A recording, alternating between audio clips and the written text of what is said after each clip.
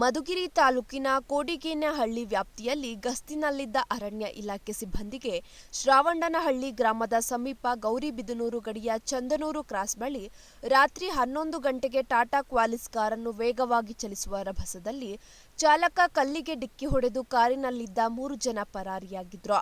ನಂತರ ಅರಣ್ಯ ಇಲಾಖೆ ಅಧಿಕಾರಿಗಳು ವಿಶೇಷ ತಂಡ ರಚಿಸಿ ಆರೋಪಿಯ ಸ್ಥಳ ಪತ್ತೆ ಮಾಡಿದಾಗ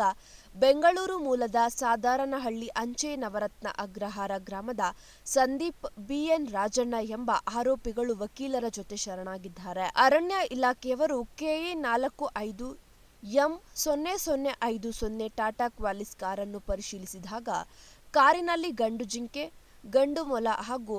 A03 impact power platinum 720 gun, bullet box, 3 headlight torch, high pressure compressor, 1 inverter ಹಾಗೂ 2 ಜೊತೆ ಚಪ್ಪಲಿಯನ್ನು ವಶಕ್ಕೆ ಪಡೆದುಕೊಂಡು ಆರೋಪಿಯನ್ನು ಅರಣ್ಯ ಇಲಾಖೆ ಅಧಿಕಾರಿಗಳು ನ್ಯಾಯಾಂಗ ಬಂಧನಕ್ಕೆ ಒಪ್ಪಿಸಿದ್ದಾರೆ.